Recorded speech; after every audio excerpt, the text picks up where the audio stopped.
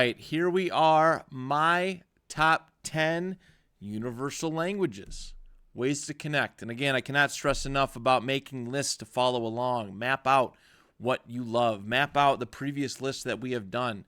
Grab a notepad and just write it down and have it, and grow and grow as people. Grow with me as I'm learning to grow as a human being. Cannot stress it enough. But let's get into it. My number 10. It's actually very wild to me that many years ago, this actually was probably my number one universal language. But things have changed. Times have changed. But regardless, it was it's an important part of communicating with people. And that's football. All right, connecting through American football, the National Football League. More specifically, the Indianapolis Colts, even though I find them to be garbage right now and absolutely appalling as a franchise. But it's really cool. Like when I finally found people who I can have meaningful conversations with about football, my life changed for the better. It did. It sounds dramatic. It sounds a little ridiculous, but my life changed, and it was really nice. I told the story several weeks ago about how I tried to communicate with people on the internet about football. All right, and it wasn't good. You get you don't know ball responses, which are empty. They stink, and they hurt, and it's just unnecessary. But I got to have connections with people. One of my first podcasts was called The 2-Point Conversation.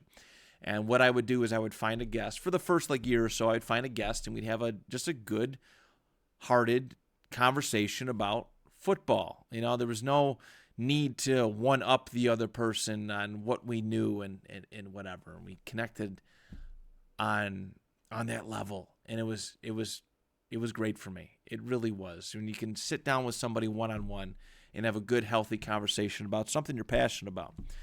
Now, for me, with the Colts, living in Buffalo, I've talked about live in Western New York.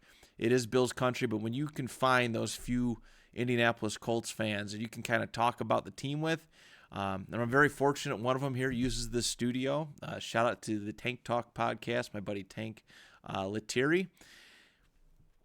Even though I kind of just didn't want to hear his optimism for the longest time, I always appreciated that we had that connection. We legit bonded over the Indianapolis Colts. I got invited to his wedding, and I don't know if that would have happened if we did not bond over our love of football, and especially our favorite football team, the Indianapolis Colts.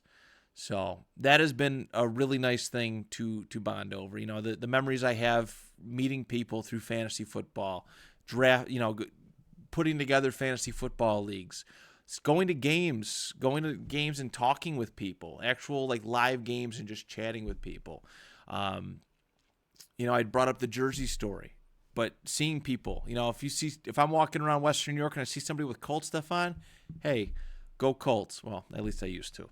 But you know what I mean. You know what I mean. I'm being a little negative Nancy here, but it is always really cool to make that connection and see somebody who cares about football the way you do. So that is my number 10. My number 9. This has been something I bonded with people a lot with over the last 5 years, and it's podcasting or content creation.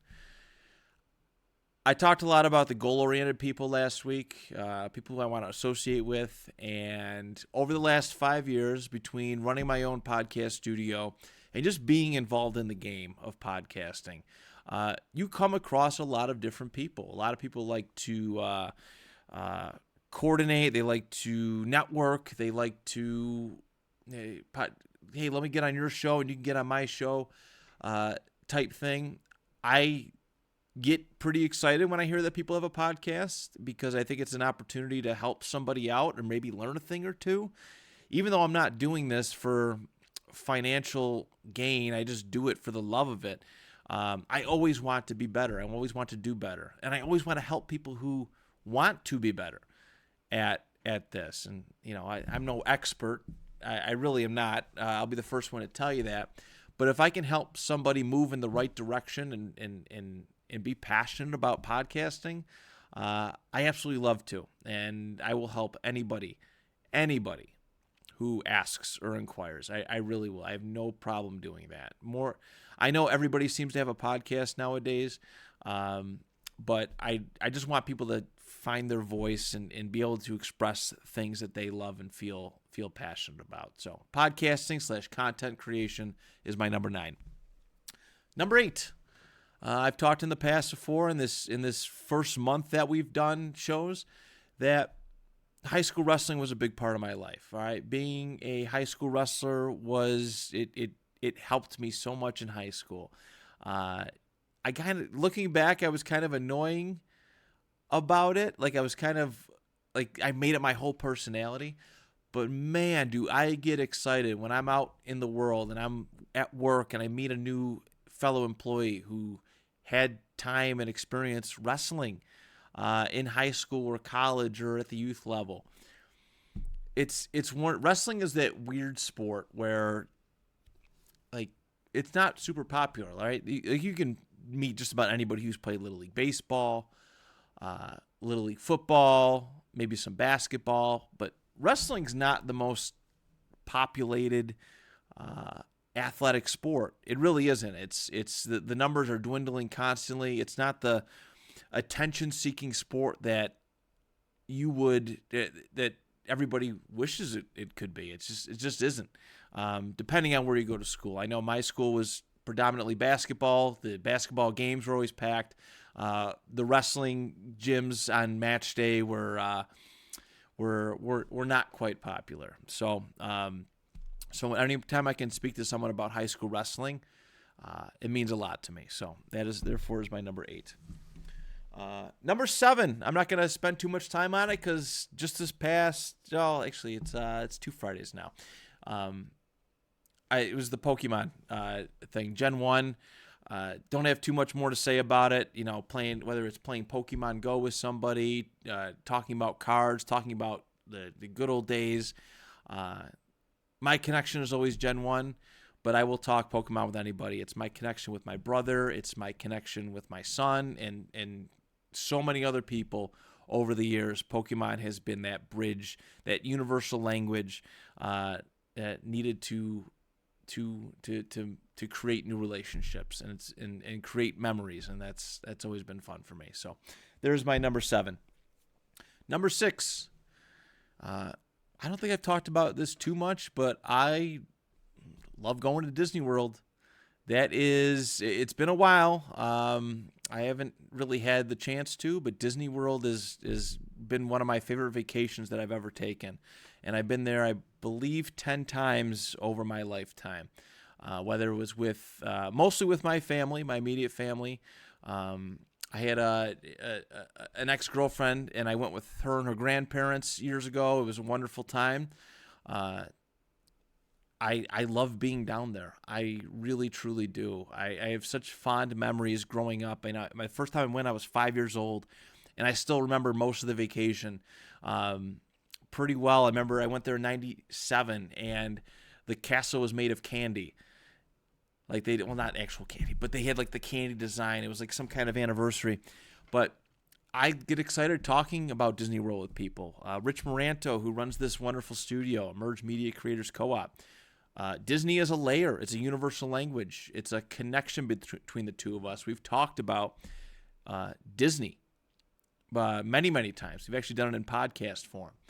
But just being down there, when you hear somebody talking about their experiences in Disney World, maybe, years ago or their more recent ones, because I love to hear about what's new and what's changed with Disney World. That's something I'm very fond of, and I can connect with just about anybody on. So Disney World comes in at number 6. Number 5. This one's a difficult one. This one's actually a very challenging one. I've talked about my love of history. I love discussing history. I haven't found too many people that want to discuss history.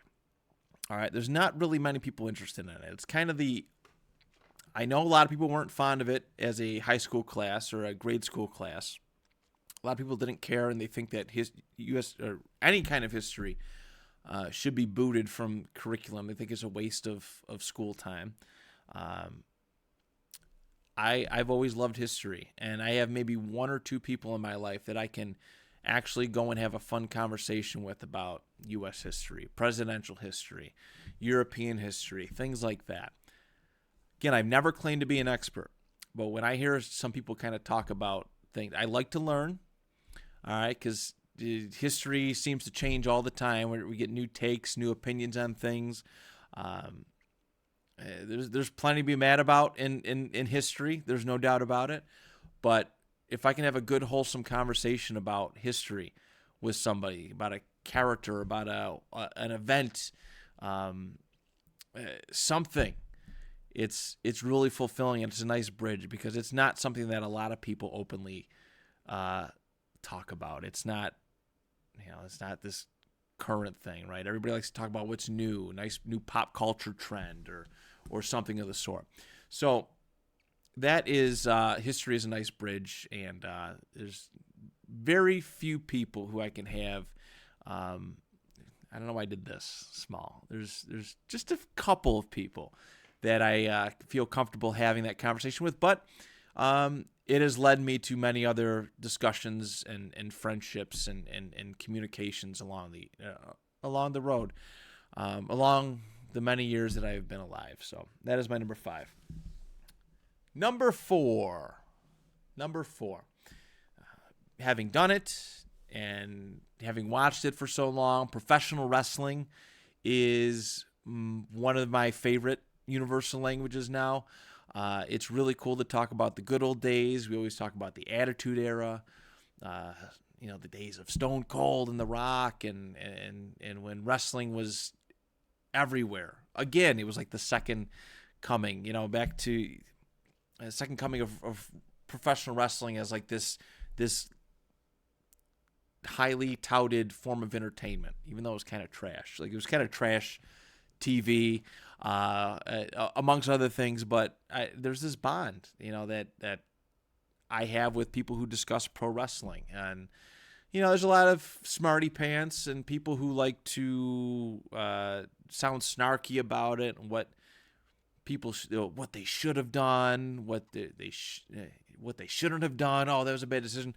I just like to enjoy it. I like to talk about things, and with wrestling, I have so many favorite wrestlers and favorite matches and favorite moments.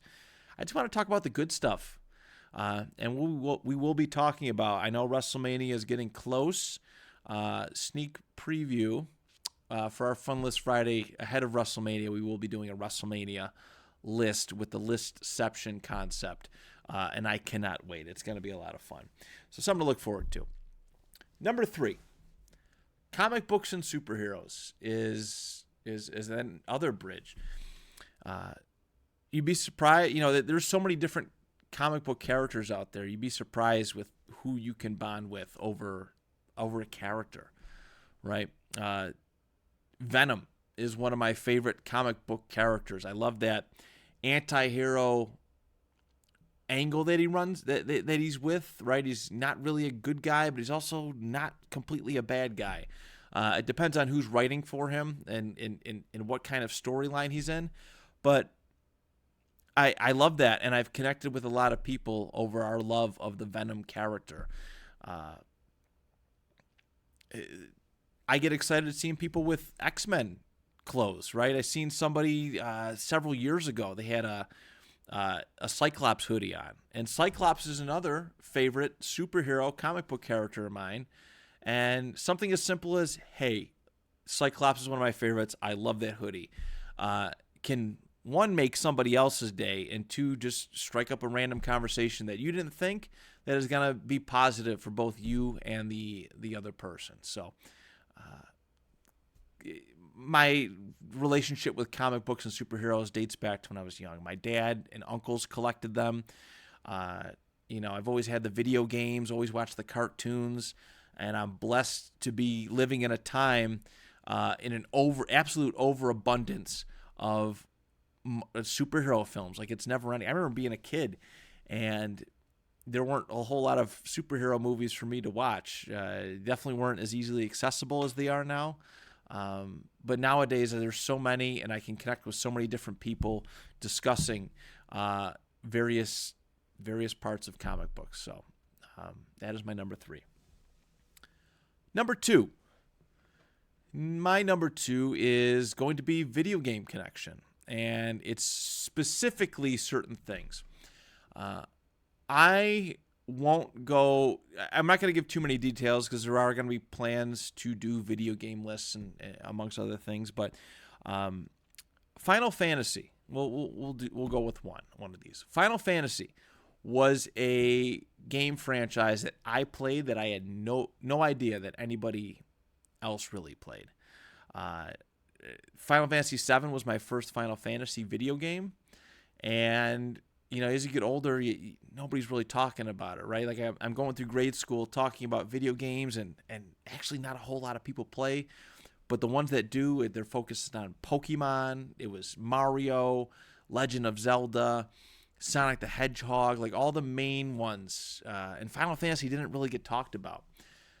Not until I got to high school and I started meeting other people who actually played Final Fantasy games. And, I've had several friendships created.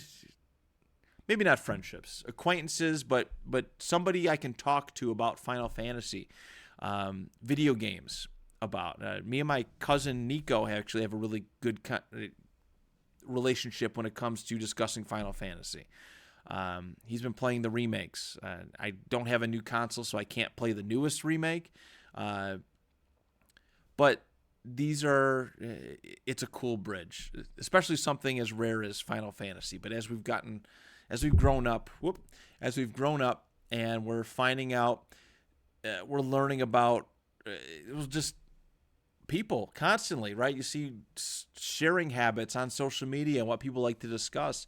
You find out that there's way more people that like something that you like, and it's a really cool connection. You can have, what are your favorite characters? What's your favorite games? Rank your games and whatnot. So video games is a strong universal language for me, and it's done wonders. And my number one, and this is one is a layup. It's kind of easy, but it's Star Wars. It is Star Wars. So many people like Star Wars. So many people were born into different generations of Star Wars. Everybody has their favorite movies. Everybody has their favorite trilogy. Everyone from grade school to college to my days in pro wrestling, people at work, through podcasting. I've never had a problem finding somebody who likes Star Wars and likes talking about Star Wars and various things, right? I have friends who read the books. I have friends who read the comics. I have friends who just watch the movies. They just play the games. They remember collecting toys. And Star Wars is like that glue that has brought me together with a lot of those people. It is beautiful. It is wonderful. No matter what you think about Star Wars now, it has found a way to hook people from all different backgrounds and various cultures and all sorts of things. It has been a great way to bridge people together, and I am forever grateful for that. No matter what your favorite movie is, the point is you like Star Wars. No matter if you like the Disney era or you hate it, and you were a George Lucas exclusive fan, Star Wars is at the center of that, and that's the start of something between people.